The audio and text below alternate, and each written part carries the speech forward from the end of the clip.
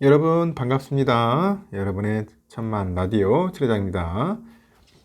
일단 또 오늘 오전 시간 한번 살펴보도록 할까요? 어떻게 잘 주무셨는가 모르겠습니다. 새벽 1교시 방송 아직 안 드신 분들은 꼭 시청해 주시고 출석 댓글 꼭 좀 부탁드리겠습니다. 출석 댓글. 오늘 새벽에 보니까 미국장이 뭐 그렇게 썩 좋지는 않더라고. 뭐 계속 오르진 않겠죠. 조정도 받고 좀 비실비실 될 겁니다. 그만큼 올랐잖아. 올랐기 때문에 또 빠집니다. 계속 오르는 기업 없어요. 제가 볼 때는 연달아서 한 3개월 정도까지는 올라갈 수 있겠지만 3개월 이상은 올라가는 건 없더라고. 오르면 또 빠지고 또 빠지다가 다시 또 조정받다가 다시 또 오르고 뭐 그런 식으로 갑니다. 하여튼 계속 줄기차게 가지는 않는다는 거 여러분들 참고하십시오. 그래서 너무 큰 기대를 하지 마세요. 알겠습니까? 음, 제가 여러분들에게 뭐 힘을 꺾는 게 아니라 현실이 그렇다는 거예요. 참고하시면 될 것 같습니다. 뉴욕 증시는 지난주까지 나스닥 기준으로 해서 8주 연속 상승에 지쳐 있는 것 같아. 지쳐 있는 것 같습니다. 그래서 이번 주는 전체적으로 약간 숨고르기에 나선 모습입니다. 숨고르기. 금요일 이번 주 마지막 거래일 맞아서 3대 지수, 이 3대 지수가 모두 이제 하락을 한 거예요. 하락을 하다 보니까 주간 기준 두 달째 이어졌던 연속 상승 행진은 멈춰졌다. 연속 상승 행진은 멈춰졌습니다. 멈춰졌고요. 다우지수는 전일보다 218.02포인트, 02포인트 하락을 해서 33,728.43 33,728.43을 기록을 했고요. S&P 500도 33.56포인트 빠져서 4,348.33 33으로 마감을 했습니다. 좀 아쉽네요. 이제 뭐 다우도 계속 빌빌거리고 S&P도 또 계속 빠지고 이러다가 또 계속 빠지는 거 아닌가 걱정을 하더라고. 하여튼 재미없었어요. 나스닥도 1% 빠졌죠. 1.06%. 그래서 13,492.52에 거래를 마쳤습니다. 이번 주는 3대 지수 모두 주간으로 1% 이상 하락을 했네요. 4월 이후로는 첫 주간 하락세다. 첫 주간 하락세인데, AXS 인베스트먼트의 CEO가 그래요. 투자자들이 이제 미국의 경기 침체하고 글로벌 경기 부진에 대한 두려움을 지수로 분명히 보여주고 있다. 인플레이션 수준은 여전히 높고 연방준비제도는 아직까지도 방향성이 모호하다. 이 방향성이 모호하다. 이런 이야기를 하네요. 그렇죠?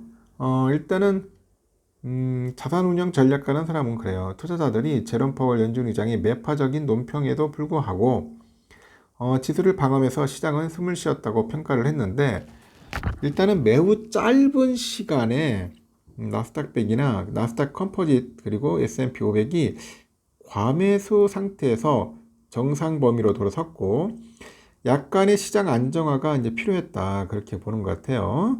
그 다음 주가 이번 주와 더 똑같이 움직여도 별로 놀라지 않을 것이다.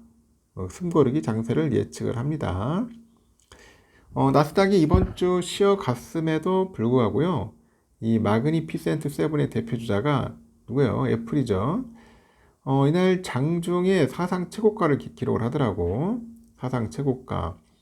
애플은 오후 2시 직전에 주당 187.56달러, 187.56달러 마크하면서 장중에 최고가를 기록합니다. 마감 종가는 전일보다 0.32달러죠. 0.32달러 정도 떨어져서 186.68달러 기록을 했는데 이들이 내놓은 그 비전 프로라는 그 제품의 성장성 그리고 고객 로열티 전망에 따라서 메타버스 세계하고 AI 테마에 대한 기대가 이제 부풀수록 애플 주가도 우상향할 거다. 그렇게 보는 것 같아요. 이날 테슬라 또 빠졌어요. 마이너스 3.03%. 알파벳 또 빠졌지. 0.66. 엔비디아 1.9% 빠졌네요. 마이크로소프트 1.35%. 아마존 0.63. 메타는 올랐네. 근데 메타는 1.3%. 넷플릭스 0.36. 이렇게 올랐습니다. 애플하고 엔비디아 등으로 대변되는 그런 성장 기술주의 우상향 가능성은 이렇게 강하게 유지되지만 무분별한 AI 랠리에 대한 우려는 커지고 있다. 그렇게 봅니다. 투자은행 바클레이즈가 광범위한 테크주 상승이 거품처럼 보인다고 지적을 해요. 그 전략가인 사람도 AI 그 주요 수혜자는 그들의 가치로 성장할 수 있는 잠재력이 있지만은 거품이 있는 것처럼 보이는 더 광범위한 그런 기술 부분에 대해서 마찬가지라고 말할 수 없다 경고를 하는데 실제로 S&P 500 기술 부문은 올해 거의 40%나 상승했다. 기술주 중심의 나스닥 종합지수도 30%나 올랐다. 그렇게 이야기를 합니다. 스타벅스는 이날 2.49% 하락을 했는데 세계 최대 커피 체인이죠. 최근에 세력을 넓히고 있는 노동조합과 대립을 거듭하고 있어요. 직원 3,000명을 대표한다는 그 노조는 본사가 성소수자를 지지하지 않는다는 이유로 파업 울음증을 놓고 있습니다. 나는 이게 골 때려요. 진짜. 아니, 왜 노조는 쓸데없는 자가 어떻게 해서든지 기업을 같이 성장할 때는 성소수자까지 나와가지고 노조에서 참 꼭 지지를 하니 아니 그게 중요한 게 아닌데 기업은 어떻게 해서든지 이윤 창출을 위해서 노력을 해야 하지 않나. 하여튼 스타벅스 본사가 미국의 22개 주에서 성소수자의 인권에 달 기념 장식을 거부했다는 게 노조의 주장이다. 그런 겁니다. 스타벅스 본사는 성소수자 차별이 아니라 본사의 매장 내 안전 원칙과 일부 주법의 문제라고 설명하고 있는데 노조는 불평등이다 주장을 합니다. 중고차 업체 카맥스가 1분기 매출이 증가한 것으로 나타났는데 그러다 보니까 10%나 급등을 합니다. 중고차 시장의 강세가 계속되면서 이 회사의 1분기 매출이 76억 9천만 달러 기록했고 애널들의 예상인 74억 9천만 달러보다 2억 달러 높네요.